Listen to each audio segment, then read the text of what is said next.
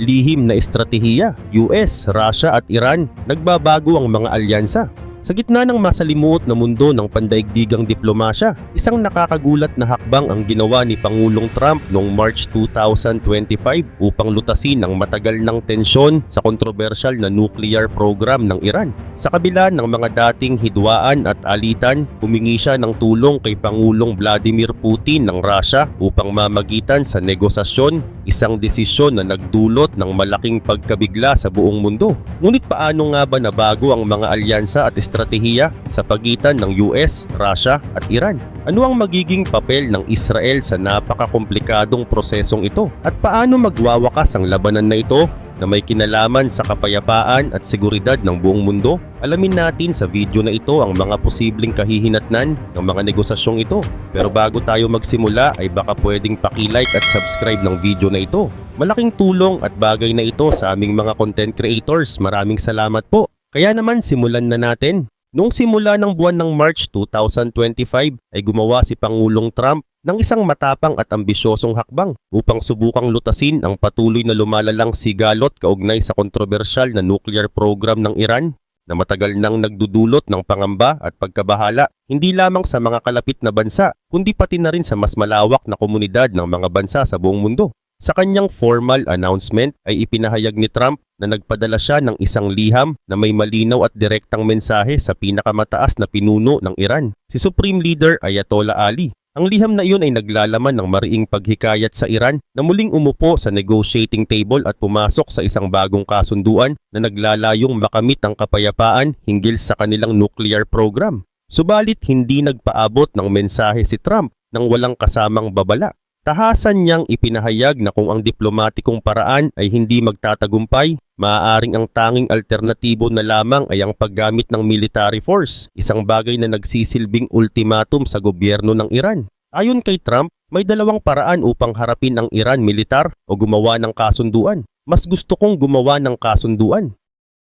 Ang pahayag na ito ay malinaw na nagpapakita ng kanyang intensyon na unahin ang diplomasya, ngunit hindi rin siya nag-aatubiling gamitin ang mas marahas na pamamaraan kung kinakailangan. Samantala, simula noong unang termino ni Trump bilang Pangulo ng United States, ay patuloy at walang patid ang pagsusumikap ng Iran na palawakin at palakasin ang kanilang nuclear activities. Sa puntong ito ay umaabot na sa 60% ang antas ng pagpayaman ng kanilang uranium, na isang level na halos malapit na sa kinakailangang antas upang makagawa ng mga nuclear weapons. Ang mabilis na progreso ng Iran patungo sa pagkakaroon ng kakayahan upang makagawa ng nuclear weapons ay nagdulot ng lalong lumalaking pangamba hindi lamang sa mga kalapit na bansa kundi pati na rin sa buong mundo, lalo na sa mga bansa na itinuturing na pangunahing kaalyado ng United States. Ang sitwasyon ngayon ay itinuturing na mas delikado at kritikal kaysa sa nakaraan. Dahil mas malapit na ang Iran kaysa dati sa pagkakaroon ng nuclear weapons, isang posibilidad na nagbunsod kay Trump upang magpatuloy sa kanyang todo pilit na pagsisikap upang makamit ang isang diplomatikong tagumpay.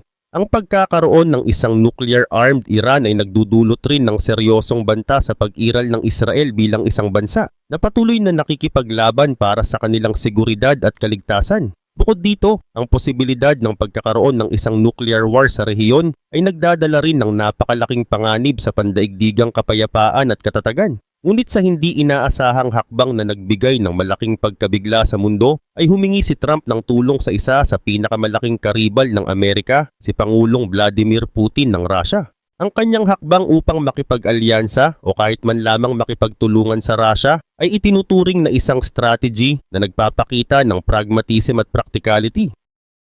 Malinaw na sa pagkakataong ito ay mas nakatuon si Trump sa pagtamo ng konkretong resulta sa pamamagitan ng diplomatikong pamamaraan kaysa sa pagsunod sa mga traditional ideology o moral principles na madalas nagiging hadlang sa pagkakamit ng isang tunay na kasunduan. Ang hakbang na ito ay nagpakita rin ng kanyang kakayahan upang maging flexible at umangkop sa mga sitwasyon kung saan ang mga interes ng United States ay higit na nangingibabaw kaysa sa mga dating away o hindi pagkakaunawaan. Subalit sa kabila ng mga pagsisikap ni Trump na magsagawa ng negosasyon sa pamamagitan ng tulong mula sa Russia, ay tahasan at mariing tumanggi ang Iran na makipag-usap ng direkta kay Trump at sa kanyang administrasyon. Tinawag ng Iran ang United States bilang Big Satan at ang Israel bilang Little Satan, isang palatandaan ng kanilang matagal ng pagkamuhi at kawalang tiwala sa mga bansang ito. Sa pananaw ng Iran, wala silang dahilan upang makipag-usap o makipagtulungan sa isang leader na sa nakaraan ay nagpasya na umatras mula sa 2015 JCPOA nuclear deal. Ang kasunduang iyon ay dinisenyo upang limitahan ang nuclear program ng Iran kapalit ng pagbawas sa mga sanksyon na nagpapahirap sa kanilang ekonomiya. Ngunit sa unang termino ni Trump bilang Pangulo ay biglang iniurong niya ang United States mula sa nasabing kasunduan na isang hakbang na nagdulot ng matinding pagkawala ng tiwala mula sa pamahalaan ng Iran. Sa halip na mapagaan ang kanilang kalagayan ay ipinataw pa ng administrasyon ni Trump ang mabibigat na economic sanctions laban sa Iran na higit pang nagpahirap sa kanilang ekonomiya at lalo pang nagpalala sa tensyon sa pagitan ng dalawang bansa. Sa katunayan ay sadyang nakakagulat ang takbo ng mga pangyayaring ito kung susuriin ng maigi, lalo na't sa loob ng napakaraming dekada ay magkaaway ang Washington at Moscow sa global stage. Ang hindi matapos-tapos na tensyon sa pagitan ng dalawang bansa ay tila muling nabuhay dahil sa issue ng Ukraine at ang tila bagong version ng Cold War na nagpapalala sa kanilang hidwaan.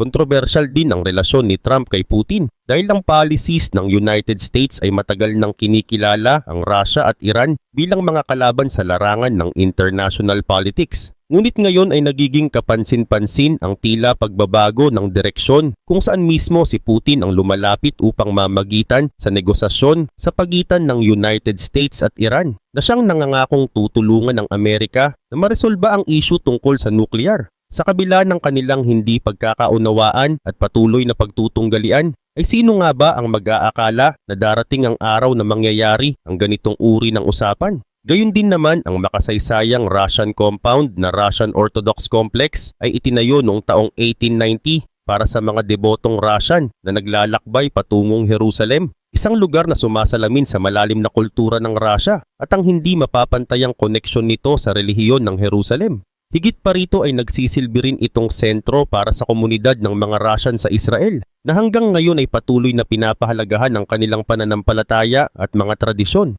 Karagdagan pa dito, sa lugar na tinatawag na Sergei Square o Bakuran, sa loob ng Russian compound ay kapansin-pansin ang kasaysayang bumabalot sa buong paligid. Ilang daang taon na ang nakalipas, ang mga bansa tulad ng Russia, Britain, France at Austria ay naghangad na magkaroon ng kani-kanilang bahagi sa Jerusalem. Ang kanilang hangarin ay hindi lamang limitado sa relihiyon, kundi pati na rin sa political influence. Kaya naman bumili sila ng mga lupa sa downtown Jerusalem at sa lumang lungsod upang ipakita ang kanilang presensya. At hanggang ngayon ang ilan sa mga gusaling iyon ay pagmamay-ari pa rin nila. At sa katunayan, isa sa mga regional courts sa Jerusalem ay nasa loob mismo ng Russian-owned compound. Ang kalagayang ito ay nagpapakita ng isang masalimuot na kasaysayan na patuloy na umiiral sa kasalukuyan. Maliban dito ay maraming simbahan at negosyo ang nag-ooperate sa mga gusaling ito, ngunit sa kabila ng kanilang kagandahan ay nagtatago ang masalimuot na politika na bumabalot sa bawat sulok nito. Ang Amerika at Russia ay matagal nang magkalaban at mula pa noong Cold War ay patuloy ang tensyon sa pagitan nila. Ngunit sa kasalukuyang panahon ay tila nagiging kakaiba ang kanilang relasyon. Ang dalawang bansang ito na matagal nang naglalaban para sa pandaigdigang impluensya ay tila nagiging frenemies na lamang. Sa ilalim ng pamumuno ni dating Pangulong Biden, ang Russia ay itinuturing na isang kalaban. Ang suporta ng Amerika sa depensa ng Ukraine laban sa Russia ay todo-todo. Mula sa napakalaking military support at pampolitika hanggang sa pagpapalakas ng impluensya nito sa Europe upang hikayatin ang mga kaalyado na tumulong din. Ngunit nang si Trump ang nakaupo ay ibang-iba ang takbo ng mga pangyayari. Naglalabas siya ng mga positibong pahayag tungkol sa gobyerno ng Russia at kay Pangulong Putin, habang puro negatibo naman ang mga sinasabi niya laban kay Ukrainian President Zelensky. Ang pagkakaibang ito ay nagbubunga ng masalimuot na kalagayan sa pandaigdigang politika. Sa katunayan ay dalawang laro ang nagaganap sa larangan ng internasyonal na politika ng Amerika sa kasalukuyan. Ang una ay ang mga kasalukuyang aksyon ng gobyerno na may layuning palakasin ng kanilang impluensya at presensya sa iba't ibang bahagi ng mundo. Ang pangalawa naman ay ang mga plano nila para sa hinaharap kung saan sinusuri nila kung sino ang kanilang mga kaibigan at sino ang kanilang mga kalaban. Ang Amerika ay marami ring issue na dapat harapin sa iba't ibang sulok ng mundo at kasama na rito ang Russia na patuloy na nagtatangkang palakasin ang kanilang kapangyarihan. Hindi na lamang ito isang simpleng laban ng dalawang panig na nagtatangkang agawin ang kontrol sa isa't isa. Sa ngayon ito ay isa ng komplikado at patuloy na nagbabagong laro kung saan nagaganap ang mga hindi inaasahang alyansa at mga pagsasanib puwersa na humahantong sa masalimuot na mga senaryo. Ngunit para sa Israel, hindi ang mga nagaganap na alyansa ang itinuturing nilang pangunahing suliranin, kundi ang mismong usapin ng nuclear deal na patuloy na gumugulo sa kanilang seguridad at kaligtasan. Kung tutuusin, walang bansa ang mas nag-aalala sa nuclear program ng Iran kundi ang Israel. Para sa kanila, ang posibilidad ng pagkakaroon ng isang bagong kasunduan na namamagitan ng Russia ay nagdudulot ng magkahalong damdamin ng pag-asa at pangamba. Sa isang banda, anumang hakbang o pamamaraan na makakapigil sa kakayahan ng Iran na makabuo ng isang nuclear weapon ay tiyak na magandang balita para sa seguridad at kapakanan ng Israel. Matagal nang nagbabala si Prime Minister Benjamin Netanyahu na ang pagkakaroon ng Iran ng nuclear weapons ay isang direkta at malubhang banta sa patuloy na pag-iral ng Jewish state. Kung sakali mang ang Russia ay makatutulong upang pigilan ang Iran sa paggawa ng bomba, magiging malaking kaluwagan ito para sa Israel. Ngunit kasabay din nito ay ang takot na maaring ang kapangyarihang ito ay gamitin laban sa kanila sa hinaharap. Mula pa noong panahon ng Biblia, hindi matatawaran ng katotohanan na ang Israel ay palaging may mga kaaway na nagnanais na siya ay wasakin. At kahit sa makabagong panahon, patuloy pa rin ang laban at ang mga pagsubok na kinakaharap ng bansang ito. Ngunit sa kabila ng lahat ng panganib at banta na kanilang nararanasan, narito pa rin ang Israel, nagpapatuloy at hindi sumusuko. Ang kanilang pagpupunyagi ay patuloy na ipinapakita sa pamamagitan ng kanilang pagdiriwang at hindi natitinag na determinasyon upang mapanatili at mapabuti ang kanilang mga kagubatan at mga lupain. Gayunpaman, hindi maikakaila na marami pa ang kailangang gawin upang matiyak ang kanilang kaligtasan at kapayapaan. At sa mga panahon na ito kung kailan ang mga panganib ay tila lalong tumitindi, higit kailanman ay kailangan ng Israel ang suporta ng buong mundo.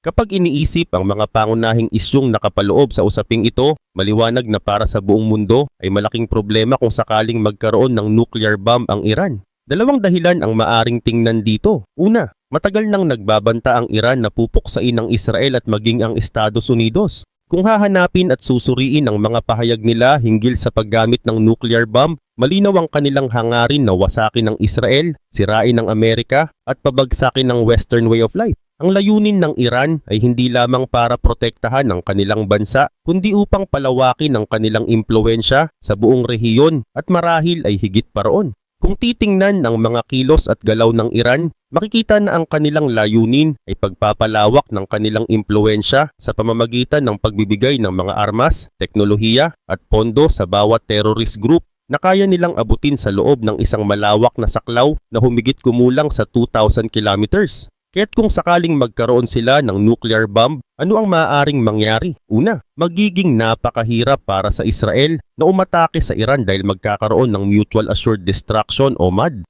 Sa simpleng paliwanag, kung ilulunsad ng Iran ang kanilang nuclear weapon laban sa Israel, tiyak na gaganti rin ng Israel at parehong bansa ay mapapahamak sa isang walang katapusang digmaan. Ang mga pagsisikap ng Iran upang makakuha ng bomba ay hindi maikakaila. Kasama na rito ang kanilang mga pagtatangkang bumili ng bomba mula sa mga bansang kilalang may kakayahan sa larangan ng nuclear technology tulad ng North Korea at Russia. Ang paggawa ng isang nuclear bomb ay may tatlong pangunahing bahagi na kinabibilangan ng uranium, warhead at delivery system. Sa kasalukuyan, may kakayahan ng Iran na magpayaman ng uranium. Ngunit wala pa silang sapat na kakayahan upang bumuo ng chain reaction na kinakailangan upang maging isang aktwal na nuclear bomb. At ang huling bahagi, ang delivery system ay isa sa pinakamalaking hadlang para sa kanila upang maisakatuparan ang kanilang plano. Samantala, patuloy pa rin ang Estados Unidos at Israel sa kanilang pagpaplano ng mga military option laban sa Iran. Hindi lamang ito simpleng usapin ng pag-atake at paggamit ng mga sandata. Kasama sa kanilang plano ang paggamit ng mga B-1 bombers ng Amerika, mga attack fleets, at mga bunker-busting bombs na kayang sirain kahit ang mga underground nuclear facilities ng Iran. Ang layunin dito ay hindi lamang upang sirain ang mga pasilidad ng Iran, kundi upang pabagsakin din ang kanilang rehimen. Ang Estados Unidos at Israel ay matagal nang nagsasanay ng mga joint bombing missions laban sa Iran. Hindi man sila direktang lumilipad patungo sa Iran, Ngunit ang parehong uri ng misyon ay maaaring maisagawa sa pamamagitan ng simpleng pagbabago ng mga coordinate. Ang kanilang kakayahan ay napatunayan na sa maraming pagkakataon at hindi may kakaila na handa silang ipatupad ang kanilang mga plano kung kinakailangan. Ang tanong na lamang ngayon ay hindi kung kaya bang umatake ng Estados Unidos at Israel sa Iran. Ang tunay na katanungan ay kung kailan ito gagawin at gaano karaming mga casualty ang kakaharapin upang makamit ang kanilang layunin. Sa kasalukuyan, patuloy pa rin ang mga negosasyon at paghahanda. Ngunit ang oras ay patuloy na tumatakbo at ang bawat hakbang ay mahalaga. Subalit ang malaking tanong ngayon ay kung paano nga ba tutugon ang Iran at kung ano naman ang magiging papel ng Russia sa kasunduang ito na tila nagdudulot ng malaking pagbabago sa pandaigdigang kalakaran. Habang patuloy na gumugulong ang mga usapan at dahan-dahang nahuhubog ang mga bagong estratehiya, walang ibang magagawa ang buong mundo kundi maghintay at magmasid sa bawat hakbang na gagawin ng mga pangunahing bansa.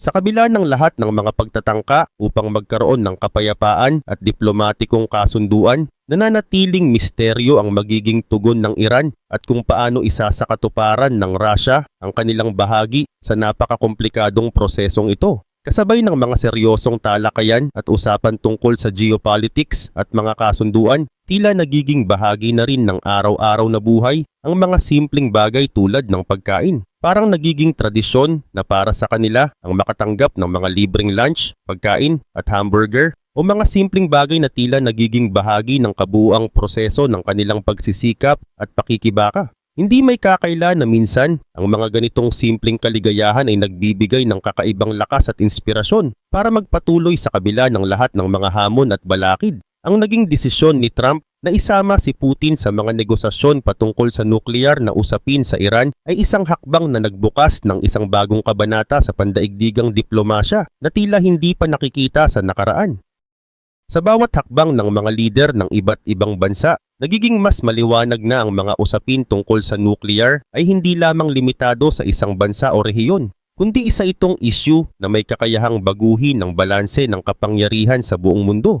Ang posibilidad na maiwasan ang isang nuclear crisis ay tila nakasalalay sa bawat salita, bawat kasunduan at bawat kompromisong nagaganap sa pagitan ng mga pangunahing bansa. Ngunit ang posibilidad na magbunga ito ng isang mapanganib na kompromiso ay hindi rin maikakaila, lalo na kung ang bawat partido ay may kanya-kanyang interes at layunin na nais makamtan. Sa gitna ng lahat ng mga pagbabagong nagaganap at habang binabantayan ng buong mundo ang bawat hakbang na nagaganap sa pagitan ng Washington, Moscow at Tehran, isa ang Israel sa mga bansang pinakamatinding naaapektuhan ng mga nagaganap na negosasyon. Para sa Israel, ang mga usaping ito ay hindi lamang simpleng eksperimento sa diplomasya o isang pagkakataon upang subukan ang mga bagong estratehiya. Sa halip, ito ay isang usapin ng kaligtasan at buhay. Isang laban upang mapanatili ang kanilang seguridad at kalayaan sa gitna ng napakalawak na arena ng pandaigdigang politika.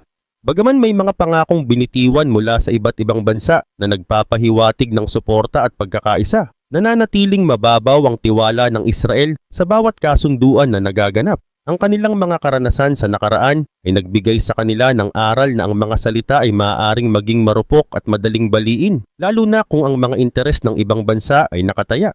Kaya naman nananatili silang bukas sa lahat ng posibleng options, maging ito man ay diplomatic agreement o isang agarang military action. Kung sakaling mabigo ang mga kasalukuyang usapan, ang kanilang determinasyon na protektahan ang kanilang bansa ay nagiging pangunahing gabay sa kanilang mga desisyon at walang alinlangan na gagawin nila ang lahat upang matiyak ang kanilang kaligtasan. Ang kasunduang ito na may mataas na panganib ay tila isang napakahalagang punto sa kasaysayan ng pandaigdigang diplomasya. Ang bawat hakbang na gagawin, bawat salita na bibitawan, at bawat kasunduan na isusulat ay maaaring magkaroon ng napakalaking epekto sa dynamic ng kapangyarihan sa buong mundo. Ngunit para sa Israel may isang bagay na laging nananatiling malinaw at hindi nagbabago, na ang kanilang seguridad ay dapat palaging mauna. Anuman ang mga nagaganap na negosasyon o kahit sino pa ang mga nakaupo sa negotiation table. Sa kanilang pananaw, ang kanilang kaligtasan ay hindi maaaring ipagpaliban o ipagpalit sa kahit anong kasunduan na maaaring magbigay ng panganib sa kanilang bansa. At sa kabila ng lahat ng mga hamon at panganib na kanilang kinakaharap, naniniwala pa rin sila na mayroon silang isang matatag na kakampi. Ang kanilang paniniwala na laging kakampi nila ang Diyos sa bawat laban na kanilang pinagdaraanan. Ang kanilang pananampalataya ay nagbibigay sa kanila ng lakas at tapang upang harapin ang anumang pagsubok. Tiwala silang sa huli, ang kanilang determinasyon at pananampalataya ang siyang magtatagumpay laban sa lahat ng balakid na maaaring humadlang sa kanilang layunin.